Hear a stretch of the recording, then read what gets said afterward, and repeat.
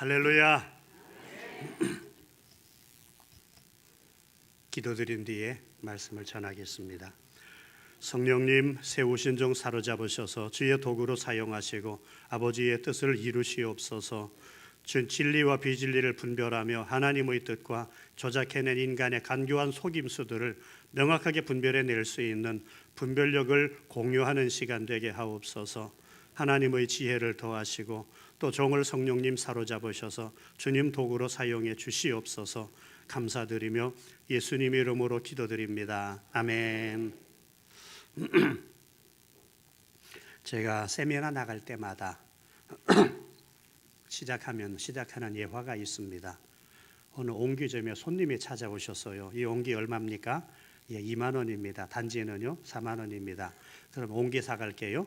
2만 원을 지불하고 옹기를 사갔어요. 그런데 2, 3분 뒤에 다시 들어오더니 아까 제가 2만 원 드렸지요? 예, 맞습니다. 그럼 옹기 2만 원이지요? 예, 맞습니다. 그럼 아까 2만 원 드렸고 옹기 다시 드리면 4만 원이지요? 예? 아까 2만 원 드렸잖아요. 예, 맞습니다. 받았습니다. 옹기 2만 원 아닙니까? 맞습니다. 그럼 아까 2만 원 드렸고 옹기 드리면 4만 원 맞잖아요. 예. 그럼 단지 가져가면 되죠? 예. 들고 나갔어요. 이상하다. 계산은 만든 것 같은데 왜 틀린 기분이지? 아직까지도 고민하고 있답니다. 이것이 이단으로부터 한국 교회가 피해를 입고 있으면서도 왜 피해를 입고 있는지 분별하지 못하고 속수무책으로 당하고 있는 한국 교회 현실이기도 하고, 반면에 이단에 넘어가 가지고 이상하다. 말씀은 만든 것 같은데 왜 삶은 오래 묵은 둥이들일수록 그렇게 완고하고 교만하고 예수님의 온유하신 모습과 동떨어진 모습일까 고민하는 이단에 빠진 자들의 고민이기도 합니다. 자, 저는 주로 신천지에 대한 대책 세미나들을 많이 해왔습니다. 신천지에 대해서 세미나를 시작해온 것이 한 10년 됐고요. 신천지에 대해서 파고들기 시작한 것이 14년 전입니다. 그때부터 파고들어서 신천지에 대한 낱낱이 조사를 했고, 그러면서 그들에 대해서 내려진 결론이 뭐냐. 신천지라는 사이 종교단체는 예수님을 간판으로 걸어놓고 이만희를 숭배하면서 순수한 순진한 성도들로부터 경제적인 이익을 갈취하고 있는 데가 신천지구나. 이게 보이는 겁니다. 그런데 그렇게 현명한 사람들을 왜 어떻게 그렇게 쉽게 세뇌시켜가지고 쉽게 그렇게 부려먹느냐. 패턴을 보니까 그게 보여요. 오늘 그것까지도 여러분들에게 설명해 드리고자 합니다. 자, 오늘 본문 한번 같이 한번 읽어보겠습니다. 계시록 22장 16절 같이 읽어보겠습니다. 나 예수는 교회들을 위하여 내 사자를 보내어 이것을 너희에게 증언하게 하였노라. 나는 다윗의 뿌리요 자손이니 곧 광명한 새벽별이라 하시더라. 여기에 나타나 있는, 자, 다음 페이지, 예, 이걸로 넘기면 되죠. 예. 자, 그 다음 나오는 내용이 이제 이 사자라고 하는 단어, 계시록 22장 16절에 나타나 있는 사자라는 단어를 자신에게 적용시켜 쓰는 사람들을 보니까 천국복음전도회의 구인회, 하나님의 교회의 안상홍, 신천지의 이만희, JMS의 정명석, 통일교회 문선명, 전도관의 박태선, 영생교회 조희성, 다양한 사람들이 이 말세에 하나님께서 보내신 특별한 목자다, 하나님께서 말세에 보내신 특별한 사자다라는 주장으로 자신을 합리화시킵니다. 자, 그러면 이게 과연 가능하냐? 이 단어가 뭘로 되어 있느냐 하면은 그 다음에 보시면 나오겠지만은 그 다음에 나오는 이 단어가, 사자라는 단어가 헬라어로서 앙겔로스라고 하는 단어입니다. 이 앙겔로스를 신약 성경에 제가 다 찾아봤습니다. 대부분의 경우에 다 천사로 번역이 돼 있어요. 그런데 몇 군데 사람이 쓰인 데가 있더란 말입니다. 마태복음 4장 11절에 보니까 천사들이 예수님께 수종 들었다라고 이제 몇 군데 대부분은 다 천사들로 되어 있는데 밑에 마태복음 11장 10절에 보니까 세례 요한을 가리켜서 이 안겔로스라고 했고요. 그 다음에 예수님 누가복음 9장 22절에 보니까 사마리아에서 예수님께서 두 제자 심부름을 보내셨는데 그들도 안겔로스들이 이르러로 되어 있습니다. 근데 더 충격적인 것은 야고보서 2장 25절인데 이때는 분명히 간첩들인데 안겔로스가 쓰였어요. 제가 갑자기 머리가 띵해지는 겁니다. 어떻게 이걸 반박을 해야 되나? 그 다음에 계시록 2장과 3장의 7교회의 목사들을 안겔로스라고 했어요. 이게 전부 다 사자로 번역이 됐습니다. 그러면 이 계시록 22장 16절의 이 단어가 사자라는 단어가 천사로도 쓰일 수 있고 사람에게도 쓰일 수 있구나. 두 가지가 다 가능성이 있는 겁니다. 그래서 계시록 22장 16절을 면밀하게 분석해 보았습니다. 그랬더니 보이는 게 있어요. 1장 1절에 사용된 천사라는 단어가 계시록 22장 16절하고 똑같은 단어입니다. 바꿔 말하면 1장 1절은 계시록을 여는 장면이고 22장 16절은 닫는 장면입니다. 자, 이것이 보이고 나니까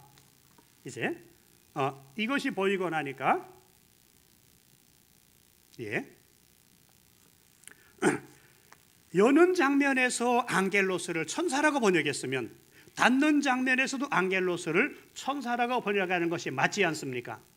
그럼 나머지는 뭐냐? 계시록 22장 17절은 초청이에요. 이 18절과 19절은 더하지도 말고 빼지도 말라는 경고입니다. 20절과 21절은 축복과 기원입니다. 그렇다면 실제 계시록의 내용은 1장 1절부터 22장 16절까지예요. 따라서 여는 장면에서 안겔로스를 천사라고 번역했으면 닫는 장면에서 당연히 안겔로스는 천사가 돼야 맞다. 자, 이 결론을 내리고 난 다음에 이제 국내에 번역된 모든 번역판을 제가 다 봤습니다. 딱 4개 빼놓고는 전부 다 천사로 번역이 돼 있어요.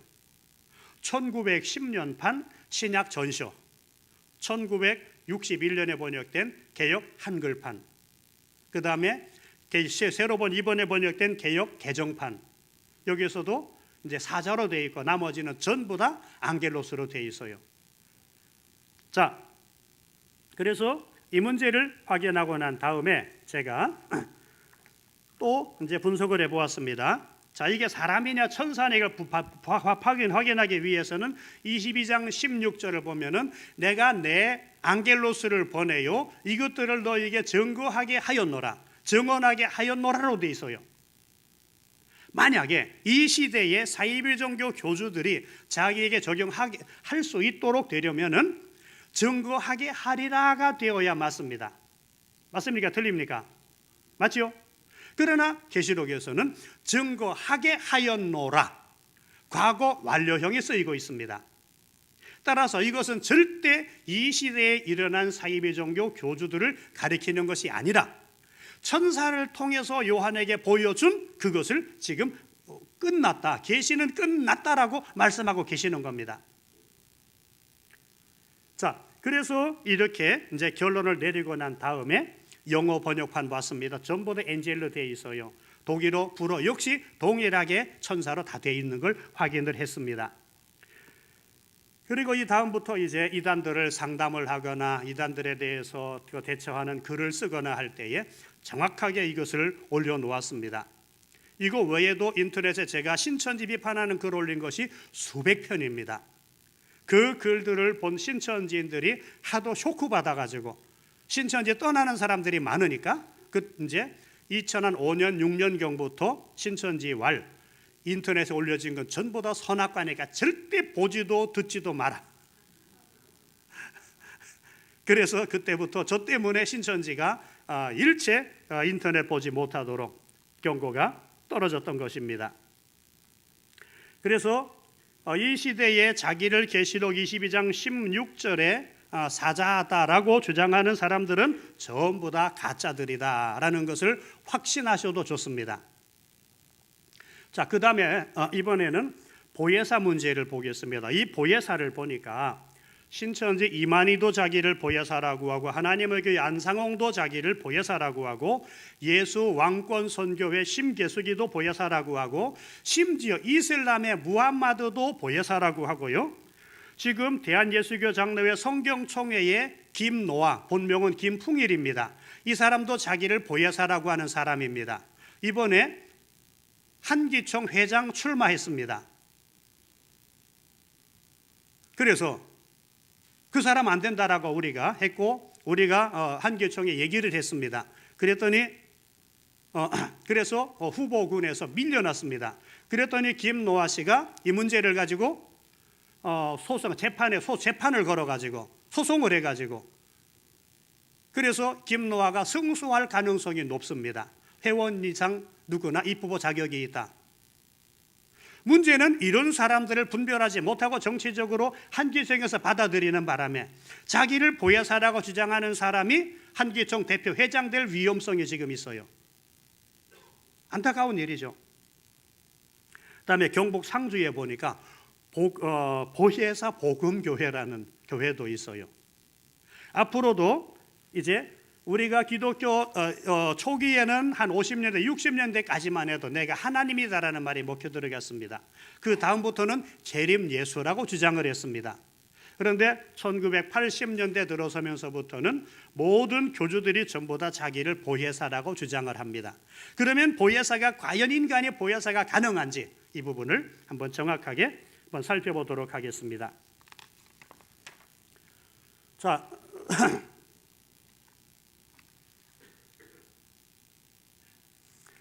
다 같이 한번 요한복음 14장 16절 읽어보겠습니다. 내가 아버지께 구하겠으니 그가 따른 보혜사를 너희에게 주사 영원토록 너희와 함께 있게 하리니. 자, 여기에 보시면 예수님과 제자들이 대화 나누시는 장면입니다. 요한복음 13장부터 16장까지는 예수님과 제자들의 대화입니다. 전체가. 따라서 여기서 예수님께서 내가 아버지께 구하겠으니 그가 또 다른 보혜사를 누구에게? 너희에게 주사라고 하셨습니다. 그럼 여기서 첫째로 너희는 누굽니까? 예수님의 제자들이죠. 자, 그러면 이 시대에 내가 보혜사다 주장하려면 누구를 만났어야 됩니까? 자, 그럼 나이가 몇 살쯤 돼야 내가 보혜사다 주장 가능합니까? 몇 살? 2000살은 넘었어야 내가 보혜사다 말할 수 있죠. 2000살 안 된 사람이 내가 보혜사다 그러면은 여러분 그렇게 하죠. 너는 사기꾼이야. 자, 신천지는 여기 있죠. 물어봅시다. 내 말이 맞아요, 틀려요? 괜찮아요. 안 내쫓을게. 자, 만약에 이만희가 보혜사라면 누가 사기꾼입니까? 예수님이 사기꾼이죠. 왜? 제자들에게 약속하셨는데 안 보내셨으니까. 그럼 성경대로라면 누가 사기꾼입니까? 이만희를 비롯한 사이비 교주들의 사기꾼인 겁니다. 지극히 단순한 문제인데 이게 분별이 안 되도록 신천지는 목적에 따른 성경 짜깁기로 분별력을 마비시켜버려요. 그것도 나중에 소개해드리겠습니다. 자, 그 다음에 보혜사를 주사 영원토록 너희와 함께 있게 하리니라고 하셨습니다. 그럼 보혜사는 죽으면 됩니까? 안 됩니까? 안 됩니다. 제가 신천지들에게 물어봤습니다. 너희 총회장이 죽냐 안 죽냐? 안 죽습니다. 그럼 히브리서 9장 27절을 봐라. 한 번 죽는 것은 사람에게 정하신 것이요 그 후에 심판이 있다고 하지 않았냐? 자, 그럼 그러면은 너희 총회장이 안 죽는다면 성경이 틀린 거네? 나를 믿는 자는 죽어도 살겠고 물어 살아서 나를 믿는 자는 영원히 안 죽는다고 안 그랬습니까? 좋다. 그 약속을 받은 당사자가 누구야? 마르다지. 마르다 지금 살아있어? 말을 못해요. 성경을 정확하게 알고 얘기하는 사람 앞에는 신천지가 아무 소리 못합니다. 신천지 교리를 알고 성경을 아는 사람 앞에는 찍소리도 못합니다. 그런데 성경을 알고 신천지 교리를 모르는 사람 앞에서는 기고만장에 까불어요. 그러면서 목사가 성경도 모른다. 뭐냐? 신천지식으로 왜곡되어진 것을 모를 뿐이지 성경을 모르는 게 아니거든요.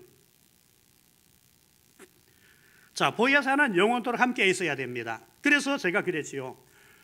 한 번 죽는 것은 사람에게 정하신 것이요 그 심판이 있으리니라고 하셨는데, 그럼 둘 중에 하나다. 만약 이만희가 안 죽는다면 성경이 틀린 거고, 성경대로라면 이만희가 사기치는 게 맞지? 자, 그럼 성경이 틀린 거냐? 이만희가 사기치는 거냐? 수십 명에게 물어봤지만, 신천지들에게 물어봤지만 아무도 답변 못했어요. 자, 여기 침투한 신천지들에게 물어봅시다. 자, 성경이 틀린 겁니까? 이만희가 사기치는 겁니까?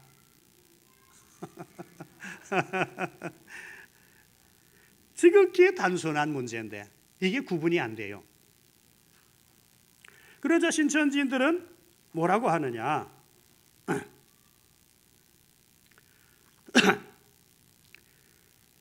계시록 14장, 요한복음 14장 17절을 보면은 그는 진리의 영이라 세상은 능히 그를 받지 못하나니 이는 그를 보지도 못하고 알지도 못함이라. 그러나 너희는 그를 아나니 그는 너희와 함께 거하시며 또 너희 속에 계시겠습니다. 자, 분명히 보혜사는 진리의 영이라고 하셨지 진리의 사람이라고 하지 않으셨습니다. 그러자 신천지인들이 그래요. 영은 육을 들어 역사하지 않습니까? 그래요. 좋다. 그럼 성경에 영은 육을 들어 역사한다라는 구절이 있냐라고 제가 물어봤어요. 신천지 야고보지파 강사 3명이 와가지고 저하고 이제 씨름했지만 자기들도 없다는 거 인정했어요. 그런데 강사들 셋이 와가지고 저하고 맞붙어가지고 없다는 거 인정했는데 신천지인들은 제게 와가지고 기고만장해가지고 덤벼들어요. 자, 그러면 그들이 마지막으로 되는 핑계가 귀신들은 사람 속에 들어가 일하잖아요. 그래, 귀신이 사람 속에 들어가서 일하는 건 맞다. 그럼 천사가 사람 속에 들어가 일하는 거 봤냐? 있을까요? 없을까요? 없습니다. 천사는 언제나 하나님의 명령을 직접 수행하지 인간을 통해 일하지 않습니다. 만약 그런 구절 찾으신다고 하면은 제가 그분께 100만 원 보내드리겠습니다. 제게 알려주시기 바랍니다. 없습니다. 자, 그 다음에 두 번째 16절, 17절에서 보면은 그러나 너희는 그를 안 하니 그는 너희와 함께 거하시며 with you. 또 너희 속에 계시겠습니다. in you. 고린도전서 3장 16절 17절에 가면은 너희 몸은 하나님의 성령이 거하시는 성전인 줄 너희가 알지 못하느냐. 하나님의 성전은 거룩하니 너희도 그러하니라. 만일 하나님의 성전을 더럽히면 하나님이 그 사람을 멸하시리라. 우리 몸이 그리스도인들의 몸이 성령님이 거하시는 성전입니다. 우리가 담배를 피워야 되느냐 말아야 되느냐 그걸 따지기 전에 하나님의 성전을 굴뚝으로 만들어도 되겠느냐 이 관점에서 접근해야 한다는 겁니다. 우리가 술을 마셔도 되느냐 안 되느냐의 문제가 아니라 하나님의 성전이 우리 몸을 술독으로 만들어도 되느냐 이거예요. 그런 관점에서 접근한다고 하면 보다 차원 높은 관점에서 접근하게 되어지면은 얼마나 명료하게 우리에게 이런 기준을 제시해 줍니까? 예수 그리스도를 영접한 사람의 마음에 성령님이 계십니다. 그 성령님은 우리가 주님 앞에 서는 날까지 우리와 동행하십니다. 그분이 바로 보혜사입니다. 그러자 신천지인들이 그러죠. 보혜사라고 다 똑같은 성령이라고 다 똑같은 성령인 줄 압니까? 성령이 있고 진리의 성령이 있는데 예수님 제자들에게는 성령이 들어갔고 신천지 총회장에게는 진리의 성령이 들어가서 제자들은 부분적으로 깨닫고 신천지 총회장은 성경 통달했다는 겁니다. 그래서 제가 그랬죠. 성령과 진리의 성령이 어떤 건지 아냐라고 제가 물어봤어요. 오히려 어떤 되물어요. 그래서 제가 제시했습니다. 요한복음 14장 26절 함께 읽어봅니다. 보혜사 곧 아버지께서 내 이름으로 보내실 성령 그가 너희에게 모든 것을 가르치고 내가 너희에게 말한 모든 것을 생각나게 하리라. 분명히 보혜사는 성령이라고 말씀하셨습니다. 15장 20절 같이 읽어봅니다. 내가 아버지께로부터 너희에게 보낼 보혜사 곧 아버지께로부터 나오시는 진리의 성령이 오실 때에 그가 나를 증언하실 것이요. 여기서는 보혜사가 진리의 성령이라고 소개가 됩니다. 따라서 보혜사가 성령이고 보혜사가 진리의 성령이기 때문에 성령과 진리의 성령은 나누어질 수가 없다. 더 중요한 게 있습니다. 진리의 성령이라는 단어는 원문상에는 존재하지 않습니다. 정확한 번역은 진리의 영이 정확한 번역입니다. 요한복음 14장 17절에 진리의 영, 그 다음에 15장 26절에 진리의 성령, 16장 13절에 진리의 성령이 사실은 정확하게 말하면 정확한 진리의 영입니다. 따라서 진리의 성령이라는 단어 자체가 번역상의 실수입니다. 자, 그랬더니 신천지인들이 제게 이제 항의하고 그래요. 그러면 예수님의 제자들이 분명히 고린도전서 13장 9절 10절에 보면 우리가 부분적으로 알고 부분적으로 예언하니 온전한 것이 올 때에는 부분적으로 하던 것이 폐하리라고 안 했습니까? 그래서 지금이 온전한 것이 온 때 아닙니까? 그러는 거예요. 그래서 제가 고린도전서 2장 10절을 읽어보라고 시켰어요. 다 같이 한번 읽어봅니다. 시작. 오직 하나님이 성령으로 이것을 우리에게 보이셨으니 성령은 모든 것 곧 하나님의 깊은 것까지도 통달하시느니라. 자, 진리의 성령이 아니라 성령이 통달한다고 하셨습니다. 그러자 그럼 뒤에 그건 고린도전서 13장 9절 10절은 뭡니까? 라고 제게 이제 항의를 해요. 두 가지 이유가 있다. 첫째, 눈높이 교육이다. 어머니들이 갓난에게 태어나면 뭐라고 합니까? 성경을 얘기합니까? 문학을 얘기합니까? 철학을 얘기합니까? 박사님 어머니라고 해도 내가 네 엄마야, 너 사랑한다, 내가 너 훌륭하게 사랑으로 키워줄게. 사도 바울도 지금 자기 영적인 수준이 아니라 고린도 교회 영적인 수준을 맞춰가지고 우리가 지금은 부분적으로 알고 부분적으로 예언하니 이거예요. 두 번째, 영적인 세계는 기도하는 만큼 보고 듣고 깨닫습니다. 하루에 1시간도 기도하지 않는 사람, 환상, 영적인 체험 거의 없습니다. 경험하시잖아요. 그러나 하루에 2시간 이상 기도하시게 되면 보이는 게 있고 들리는 게 있어요. 적어도 하루 3시간 이상 기도한다? 그런 분들은 여러분 아주 존중히 여겨주시기 바랍니다. 말없이 그냥 조용히 맛있는 거 사다 드리면서 권사님 저희도 어려움이 있는데 기도 좀 부탁드립니다 그러세요. 교회에서 적어도 하루에 2시간 이상 기도하면서 회의석상에서 이제 법이하고 일어서는 사람 있다면은, 자, 이 교회에 그런 사람 있습니까? 혹시 있습니까? 절대 안 합니다. 왜요? 교회를 향한 하나님의 마음을 알거든요. 누가 큰 소리 치느냐? 기도 안 하는 사람이 큰 소리 쳐요. 하나님의 뜻도 모르면서 자신의 생각이 하나님의 뜻인 것처럼 착각해가지고 그래서 하나님이 회방을 해요. 무서운 얘기입니다. 서울 인천에 있는 한 8,000명쯤 모이는 교회 세미나를 갔습니다. 세미나를 갔는데 목사님 그러시더군요. 황 목사님, 하루 한 5시간 부르짖어 기도하니까 마주 앉아 얘기하는 사람의 마음속까지 훤히 다 들여다보입니다 그러시더라고요. 그보다 더한 분들의 간증도 많이 들었습니다. 그러나 그것까지는 소개 안 하겠습니다. 그래서 하나님 앞에 여러분들이 기도하는 만큼 하나님의 마음을 알고 하나님의 뜻을 알고 교회를 향한 하나님의 뜻을 알아요.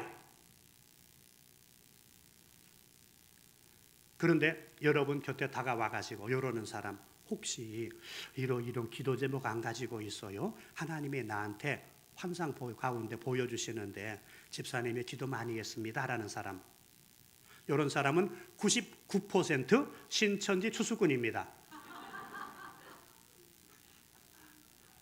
한 달기 더 진행되면 100%입니다. 집사님 내 밥 한 끼 사께 나와. 나갑니다. 그러면은 갑자기 밥 먹으려고 준비하고 있는 어떤 사람이 들어오고 선교사님 아니세요? 이리 오세요. 같이 식사합시다. 그러면서 내가 어려울 때, 영적으로 어려울 때 힘들 때 돈 많이 받았던 선교사님이라고 이러면서 앞에서 얘기합니다. 혹시 성경에 기름 준비하려는데 기름이 뭔지 압니까?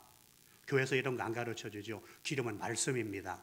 그러면은 여러분을 불러낸 사람은 신천지 추수꾼이고 성경 이야기하는 사람은 신천지 복음방 교사입니다. 따라합시다. 투철한 신고 속에 쫓겨나는 신천지, 철저한 신고 속에 박멸되는 추수꾼, 불안에 떨지 말고 자수하여 광명 찾자. 그러자 신천지인들이 마지막에 들이대는 구절이 요한 1서 2장 1절입니다. 다 같이 읽어보겠습니다.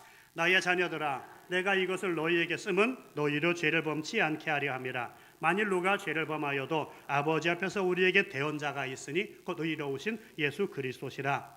여기에 대언자라는 단어가 원문이 파라클레토스로 보혜사와 똑같은 단어입니다. 신약 성경에 5번 나타납니다. 이 단어가 4번은 보혜사로 되어 있고 여기서는 대언자로 되어 있습니다.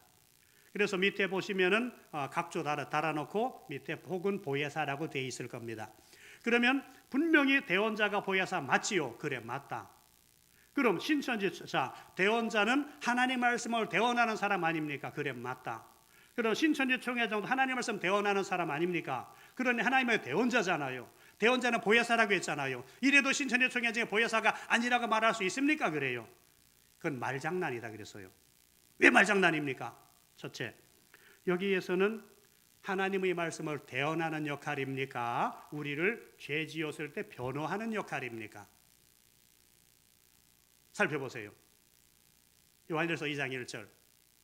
만일 누가 죄를 범하여도 아버지 앞에서 우리에게 대언자가 있으니 곧 의로우신 예수 그리스도시라. 자, 우리를 변호하는 역할입니까? 하나님 말씀을 대언하는 역할입니까? 변호잖아요. 자, 그래 물어봐서 이게 변호하는 역할이냐 대언하는 역할이냐? 그게는 관심이 없어요. 두 번째, 여기에서는 한 분 지정이 돼 있어요. 어느 분입니까? 예수 그리스도 아닙니까? 그럼 너희 총회장이 예수님이냐? 그러면은요 말을 못합니다. 왜? 실제로는 이만희가 재림 예수로 신천지 내에서는 섬기고 있거든요. 그럼 이만희가 재림 예수야 하면은 이제 입이 딱 막혀버려요. 따라서 보혜사는 아버지 앞에 우리를 변호해 주시는 예수님이고, 또 다른 보혜사는 우리 속에 들어와 내주하시면서 예수님이 믿어지게 하고 말씀을 깨닫게 하고 은사와 능력을 공급하셔서 힘있게 신앙생활하게 하시는 성령님입니다. 따라서 예수님과 성령님 외에는 어떤 보혜사도 있을 수가 없습니다. 그러므로 가짜들에게 절대 속지 마시기를 간곡히 당부드립니다. 이번에 이단들의 성경 가르치는 방식에 대해서 제가 소개를 드리겠습니다. 따라합시다. 목적에 따른 성경 짜깁기다. 목적에 따른 성경 짜깁기다. 우리가 성경 가지고 자살로 몰아갈 수 있을까요? 없을까요? 불가능하다? 제가 한번 해보겠습니다. 마태복음 27장 5절. 유다가 은을 성수에 던져놓고 물러가서 목매어 죽었더라. 분명히 성경 말씀입니다. 두 번째, 누가복음 10장 37절. 너도 가서 이와 같이 하라. 세 번째, 요한복음 13장 27절. 네 하고자 하는 바를 속히 하라. 네 번째, 열왕기하 18장 21절. 너희가 어느 때까지 두 사이에서 머뭇머뭇하려느냐? 그래도 순종 못합니까? 완고하구만. 야고보서 2장 17절. 행함이 없는 믿음은 그 자체가 죽은 것이니라. 그래도 순종 못합니까? 왜 당신이 자살해야 되는 이유까지 가르쳐 주시네. 마태복음 26장 24절. 저는 차라리 나지 아니하였더라면 좋을 뻔하였느니라.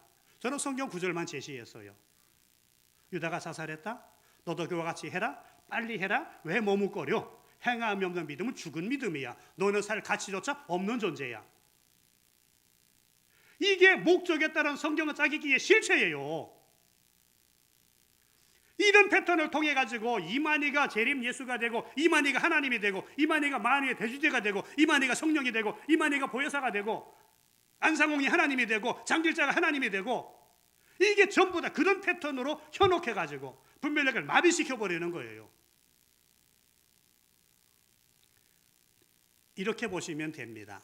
이순신 장군이 거북선 몰고 인천 상륙작전에 참전해서 천안함을 격침시키고 왜군으로부터 나라 구해냈다.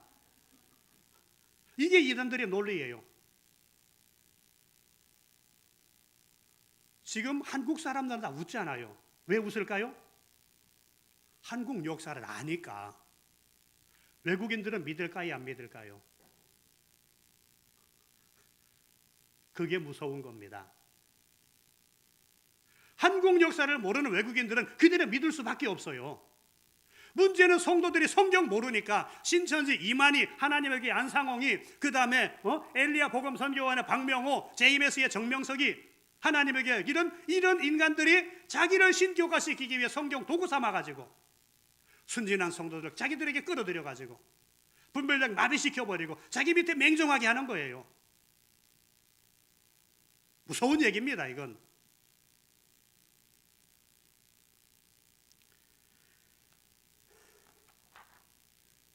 자, 그 다음에 이제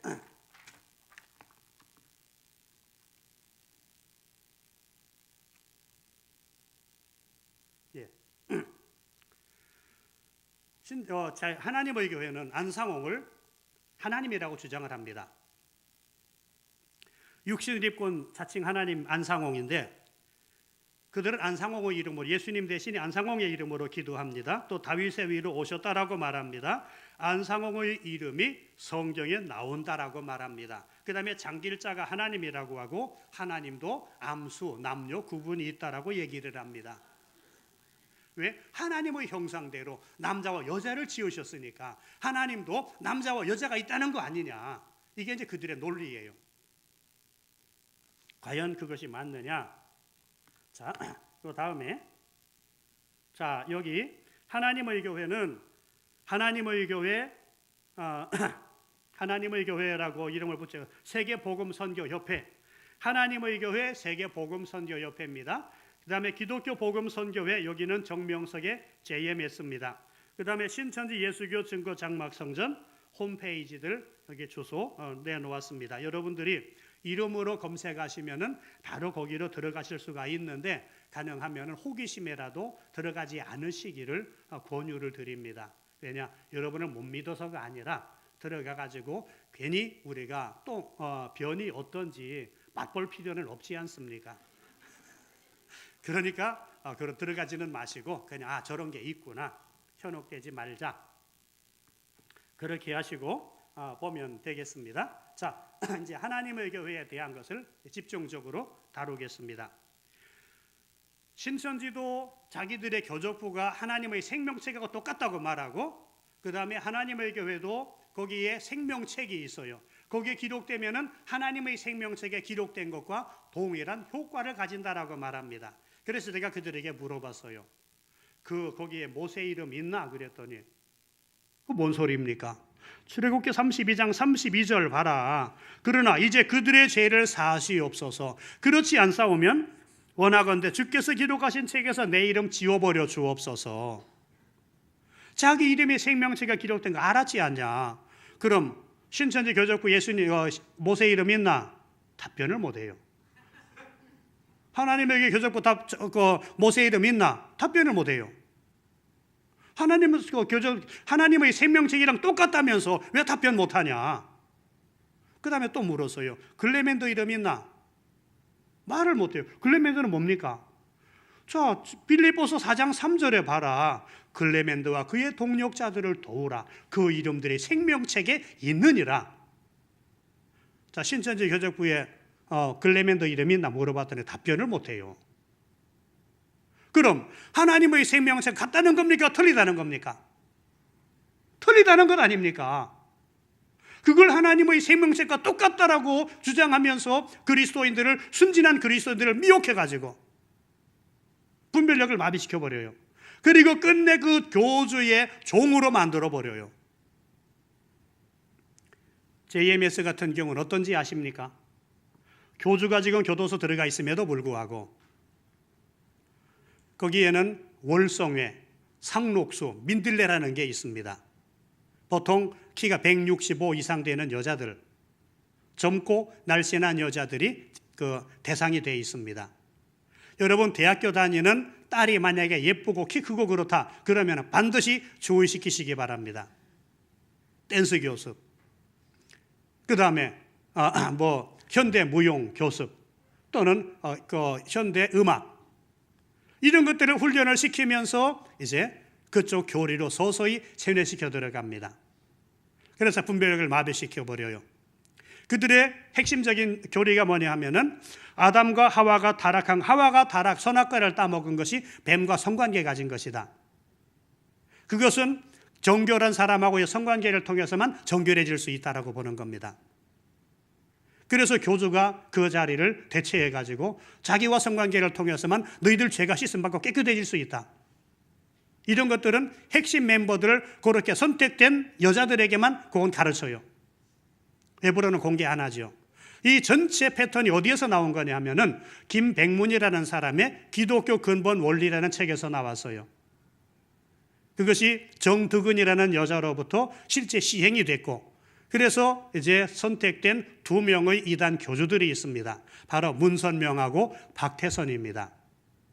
문선명이는 이거 혼음교리로 이제 정착화시켰고, 이걸 타락 원리, 복귀 원리로 이걸 똑같은 패턴을 JMS에도 이용하고 있습니다.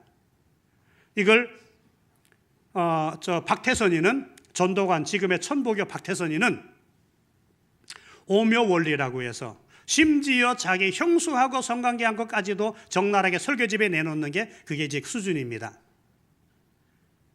JMS 똑같은 패턴을 가지고 그리스도인들을 미혹하는데, 월성에는 정명석하고 성관계 가진 여자들이고, 상록수는 정명석의 이제 아내로 간택된 여자들이고, 민들레는 비록 간택은 안 됐지만 평생 정명석만 바라보고 살겠습니다. 그게 이제 민들레예요. 교주는 교도소 들어가 있어도 끊임없이 편지를 통해서 외부하고 교류하면서 그 패턴으로 미혹을 하고 있습니다. 얼마나 안타까운지 모르겠어요.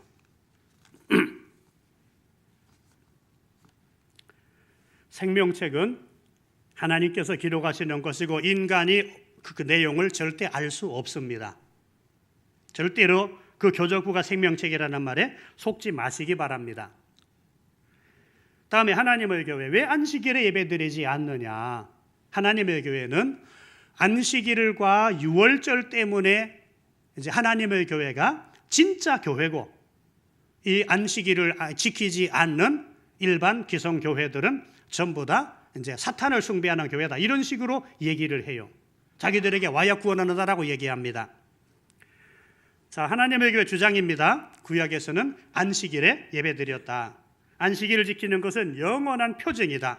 그러나 콘스탄틴에 의해서 안식일 예배가 주일 예배로 바뀌었다. 그러므로 안식일에 예배드리지 않는 교회는 참 교회가 아니다라는 것이 하나님의 교회 쪽의 주장입니다. 자, 그러면 한번 보겠습니다. 안식일 주장에 대한 반박. 안식일은 유대인의 표징이었다. 우리들을 향한 명령이 아니라 유대인들에게 주신 명령이었다는 겁니다. 출애굽 31장 13절 같이 읽어보겠습니다. 너는 이스라엘 자손에게 말하여 이르기를 너희는 나의 안식일을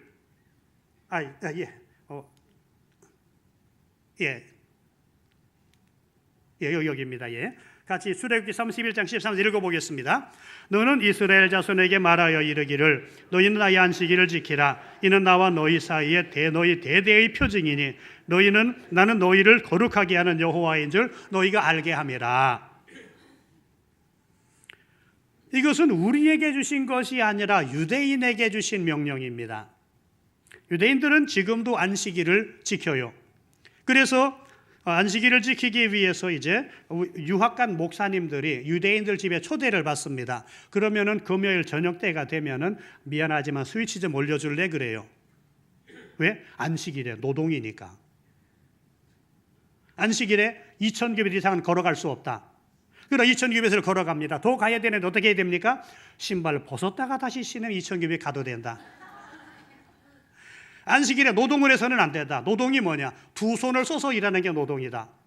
그럼 주부들 식사 준비하는 건 그건 어쩔 수 없으니까 주부들이 식사 준비하는 것은 노동에서 제외한다. 예수님 제자들이 밀밭 사이로 지나가십니다. 제자들이 배가 고프니까 밀이삭을 비벼가지고 먹었어요. 이때 바리새인들이 시비 걸어요. 보이소, 당신 제자들 안식일에 노동합니까? 왜 일합니까? 두 손으로 비비는 게 노동이라는 거예요. 두 손 썼으니까. 예수님 뭐라고 하시죠? 예수님 뭐라고 하시죠? 자, 다윗이 제사장의 몸은 진설병 먹지 않았냐? 뭐 그거 가지고 시비 거노. 예수님도 묵살해 버리셨어요. 자, 밀밭 사이 지나가다가 밀이삭 따먹는 거, 이건 율법에 허락이 되어 있습니다. 밀밭을 지나가다가 이삭을 따먹어도 가하니라. 그러나 낫을 대지는 말지니라. 당장 배고픔 해결하기 위해서 그거 나무에 밭에 거 따먹는 건 하나님은 허락하셨어요. 근데 우리나라에서는 허락 안 됐습니다. 조심하시기 바랍니다. 두 번째, 안식일을 지키려면 월삭과 절기도 지켜야 됩니다.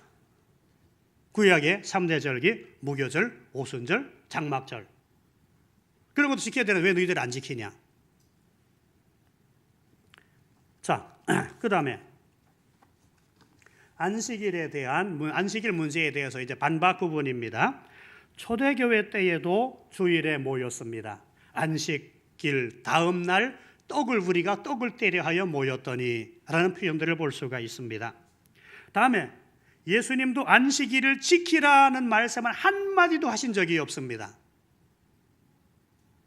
진짠가 싶어가지고 다 찾아봤는데 안식일 예수님이 지켜라 말씀하신 구절 한 구절도 없어요. 세 번째, 구약 성경에도 안식일을 폐한다는 말씀이 있어요. 같이 읽어봅니다. 내가 그 모든 희락과 절기와 월삭과 안식일과 모든 명절을 폐하겠고. 이걸 하나님의 교회 교인들이 보면 쇼크받아요. 제자들이 안식일을 어겼다고 주장하는 그 공격에 예수 주님은 문제 삼지 않으셨습니다. 그가 하나님의 전에 들어가서 제사장 외에는 자기나 함께한 자들이 먹지 못하는 진설병을 먹지 아니하였느냐. 그러므로 그들의 공격 자체를 예수님은 무시하셨습니다. 자, 그 다음 사도들이 안식일에 회당에 들어갔어요. 분명히 들어간 거 맞아요. 왜 들어갔느냐? 자, 예배 드리러 갔을까요? 전도하러 갔을까요? 이게 잘 구분들이 안 돼요. 예배 드릴 것 같으면 거기 가는 것이 아니라 그리스도인들끼리 모여 예배 드려야죠. 안식일에 회당에 들어갔다는 얘기는 뭐냐? 전도하기 위해 간 것 아닙니까? 아직까지도 그런 관점이 예. 다음에 107년에 igna티우스 서신 9절에 보면은 주일 예배의 의미가 명확하게 기록되어 있습니다. 바나바 서신 15절에도 왜 주일에 예배드려야 하는가가 기록되어 있습니다. 여덟 번째, 콘스탄틴 칙령은 안식일을 주일로 바꾸라는 칙령이 아니었습니다. 콘스탄틴의 밀라노 칙령은 안식일 예배를 그때부터 주일 예배로 강제로 바꾼 것이다라고 말합니다. 자, 콘스탄티누스가 교회를 도우려는 입장이었습니까? 교회를 박해하는 입장이었습니까? 도우려는 입장이었잖아요. 박해하려는 관점이었다라고 하면은 그들의 주장이 맞을 수도 있지만 교회를 도우려는 입장이었고, 실제 모든 그리스도인들이 주일날 예배를 드리니까 토요일 안식일에 쉬고 나서 주일날 예배 드린다고 그리스도인들이 공직 근무가 안 되는 겁니다. 직장 다니다가 많은 불편들이 있어요. 그래서 그러면은 일요일도 그 휴일로 지정해 주자. 그렇게 해서 그리스도인들이 예배 드리는데 전혀 지장이 없도록 돕자. 그래서 일요일을 공휴일로 지정한 것이 콘스탄티누스의 밀라노 칙령입니다. 이것을 목적을 바꾸어 가지고 공격하는 데 이용을 하고 있는 것입니다. 자, 여기 밀라노 칙령을 여러분들이 보시면은 313년 로마 콘스탄티누스 대제가 신앙의 자유와 그리스도교의 권리 보장을 발표한 포고령으로 콘스탄티누스 1세와 동로마 황제 리키니우스가 합의한 정치적인 조약으로 그리스도교도에게 교회 조직의 법적 권리를 보장해주고 모든 사람의 신앙의 자유를 인정하고 몰수한 교회 재산을 반환하게 했다. 그러므로 밀라노 칙령은 교회를 박해하거나 안식일 예배를 주일 예배로 바꾼 것이 아니라 기독교를 로마에서 공식적으로 인정해준 칙령이었다라는 것을 기억하시면 되겠습니다. 또 머리에 왜 수건 안 쓰냐 하는 문제를 가지고 교회를 또 공격을 합니다. 그들의 주장은 여자들은 예배 드릴 때에 머리에 수건을 써야 한다. 이게 그들의 주장입니다. 천주교가 그렇게 하고 있고 하나님의 교회가 그렇게 하고 있습니다. 자, 그 밑에 있는 고전 다 같이 고전 11장 13에서 15절 같이 읽어보겠습니다. 너희는 스스로 판단하라. 여자가 머리를 가리지 않고 하나님께 기도하는 것이 마땅하냐? 만일 남자에게 긴 머리가 있으면 자기에게 부끄러움이 되는 것을 본성이 너에게 가르치지 아니하느냐? 만일 여자가 긴 머리가 있으면 자기에게 영광이 되나니 긴 머리는 가리는 것을 대신하여 주셨기 때문이니라. 자, 머리가 긴 분들 안 써도 전혀 무관하죠. 실제로 그 당시 귀족들은 머리에 수건을 쓰고 다녔습니다. 그리고 가정에서도 이제 보통 머리에 쓰므로 남자들의 권위에 복종한다라는 의미로 머리에 쓰고 다녔고, 그것이 그 당시 이제 귀부인들의 이제 풍습입니다. 교회에 와서 머리에 써야 하느냐 말아야 하느냐, 쓰면은 귀부인으로 인정이 되지만 안 쓰면은 이제 천히 여김을 받는 이런 사회적인 풍토에서 이게 나왔지만, 주님은 사도 바울은 이 문제에 대하여 머리 긴 머리 있잖아, 안 써도 돼, 그게 쓰는 거 대신 주신 거야.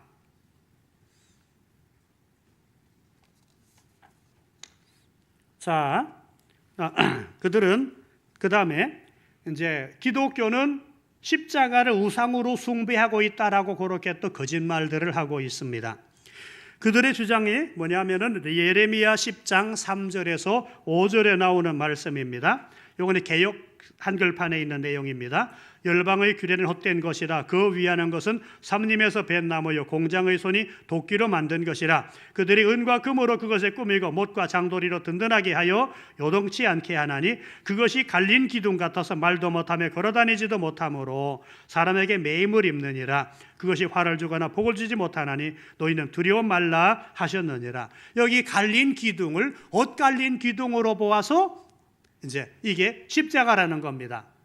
그러나 다른 번역판들을 보면은 이것은 뭐라고 기록이 되어 있느냐 하면은 갈아낸 기둥 또는 이제 연마한 기둥, 우상을 의미하는 것입니다. 그들의 또 하나님의 교회가 수준들이 이제 이단 사이비 종교들은 교주들이 수준들이 거의 비슷합니다. 제대로 공부한 사람들이 없어요. 그래서 하나님의 교회 안상홍은 여호와의 전의 산이 만국 위에 우뚝 설 것이요 만국이 그리로 경배하러 모여오리니. 여호와의 전의 산? 더 우리나라에 있는데 충남 연기군 전동면에 전의 산이 있습니다. 거기가 제 고향이거든요. 전의가. 그 전의에 여호와의 전의 산이 있다고, 거기다가 하나님의 교회 대성전 지어놓았습니다. 그 다음에 안상홍 무덤에 제가 가봤어요. 여기서 멀지 않은 곳에 있습니다. 양산 석계에 안상홍 무덤이 있어요. 몇 년 전에 갔을 때에 보니까 선지 엘리야 안상홍 지묘. 하나님의 교회 교인들은 안상홍을 하나님이라고 숭배하는데 가족들은 그를 하나님이라고 믿지 않는 것 같아요. 그런데 얼마 전에 갔더니 바뀌었어요. 비석이 하나님 의자 선지 엘리야 안상홍 황원순 지묘. 황원순 씨는 두 번째 부인이거든요. 첫 번째 부인은 따로 있고, 그래서 두 번째 부인의 이름이 같이 새겨져 있어요. 그런데 하나님의 교회 교인들은 거기도 안 가보는 모양입니다. 왜 하나님 안상홍이라고 하지 않고 그랬을까? 자, 그럼 십자가는 뭐냐? 로마서 6장 6절 같이 한번 읽어보겠습니다. 시작. 우리가 알거니와 우리 옛사람이 예수와 함께 십자가에 못 박힌 것은 죄의 몸이 멸하여 다시는 우리가 죄에게 종노릇하지 아니하려 함이니. 십자가는 복음입니다. 두 번째, 그 다음 십자가는 뭡니까? 그리스도 순환의 상징입니다. 십자가는 우리를 위한 예수님의 십자가 죽음을 상징하는 겁니다. 3번 다 같이 십자가는 복음의 핵심이다. 자, 그 성경 읽어봅니다. 그리스도께서 나를 보내심은 세례를 주게 하려 하심이 아니요 오직 복음을 전케 하려 하심이니 말의 지혜로 하지 아니함은 그리스도의 십자가가 헛되지 않게 하려 함이라. 예, 십자가는 우리를 구원하시는 하나님의 능력입니다. 다 같이 십자가의 도가 멸망하는 자들에게는 미련한 것이요 구원 얻는 우리에게는 하나님의 능력이라. 다음 5번 십자가는 그리스도인의 자랑입니다. 시작. 그러나 내게는 우리 주 예수 그리스도의 넘어갔습니까? 죄송. 아까 그 자리 맞습니까? 예.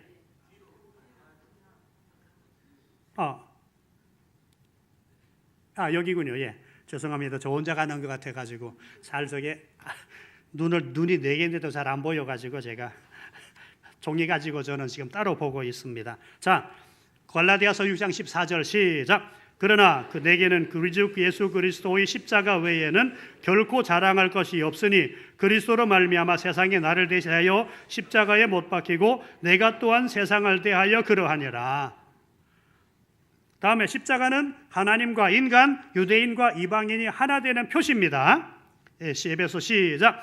또 십자가로 이 둘을 한 몸으로 하나님과 화목하게 하려 하심이라. 원수된 것을 십자가로 소멸하시고 또 오셔서 먼데 있는 너희에게 평안을 전하시고 가까운 데 있는 자들에게 평안을 전하셨으니 이는 그로 말미암아 우리 둘이 한 성령 안에서 아버지께 나아감을 얻게 하려 하심이라. 곧 예수님의 십자가를 통하여 유대인과 이방인이 하나가 되어지고 하나님과 우리가 하나가 되어지는 놀라운 은혜가 예수님의 십자가를 통해 주어졌다는 것입니다.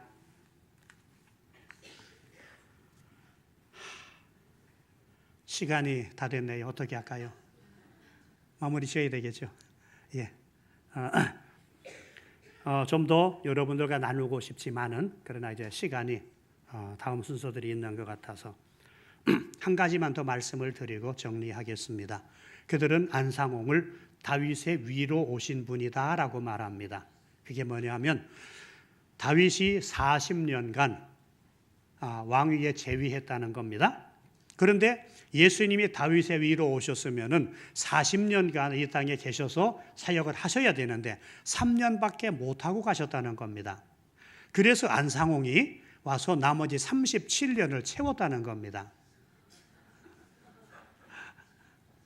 그래서 그럼 그게 어떻게 그게 가능하냐 그랬더니 안상홍이 30살에 세례를 받았고 67살에 죽었으니까 37년 맞지 않냐. 그리고 세례 받은 때가 예수님 사역 시작하신 때하고 같지 않느냐 이 얘기를 하고 있어요. 그런데 다윗의 위는 성경적인가? 자, 반박 부분 다윗은 40년 6개월은 제외했다. 한번 읽어보겠습니다.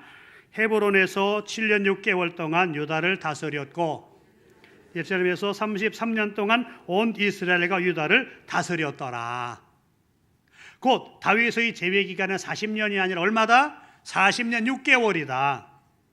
그것은 하나님의 교회가 내린 결론은 뭐다? 성경의 무지에서 착각한 것이다. 안상홍의 사역은 37년이 아닙니다.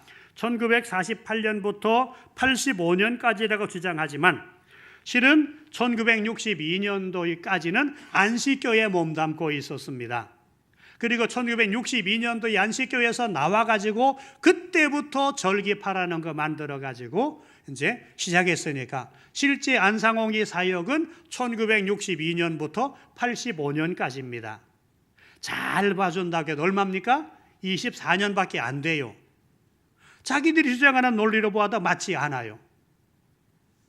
결국에 순진한 그리스도인들을 미혹해 가지고 십자가, 성탄절, 안식일 이런 것들로 유혹해 가지고 그 다음에 종말론을 강조하는 데가 하나님의 교회입니다. 1988년에 안상홍이 재림할 거라고 했었습니다. 재림하지 않아서요. Y2K 가장 강하게 주장했던 데가 하나님의 교회입니다. 불발돼서요. 또 잉카 유적에 보니까 거기에 2012년 11월까지밖에 없더라. 그날 종말의 때라고 잔뜩 종말론 부추겨가지고 그래서 헌금 다 하게 해놓고 그날 지나가고 나면 허탈감에 많이 하나님의 교회 떠나기도 합니다. 신천지나 하나님의 교회나 그 다음에 JMS나 심지어 이슬람이나 이런 것들은 성경을 이슬람도 성경하고 다른 코란이라는 거 가지고 있지만 많은 부분에서 성경 복사해 가지고 써먹고 있습니다. 그래서 보혜사는 누구냐? 보혜사는 아버지 앞에 우리의 변호해 주시는 예수님과 우리 속에 내주하시는 성령님이다. 그 다음에 이 땅에서 예수님을 대신한 구원자가 있을 수 있느냐? 절대로 있을 수 없습니다.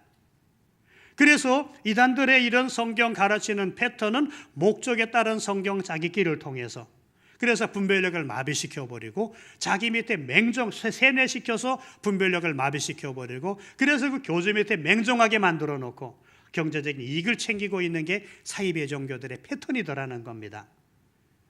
예수님을 믿고 유일한 구원자로 믿고 훌륭하신 목사님 밑에서 훈련 받는 여러분들은 복받은 분들이라는 자각 가운데 주님과 긴밀한 관계를 맺고 그런 이단들이 여러분 삶에 파고들지 못하도록 경각심을 가지고 대처하셔서 여러분의 신앙 일평생 아름답게 지키시기를 권합니다.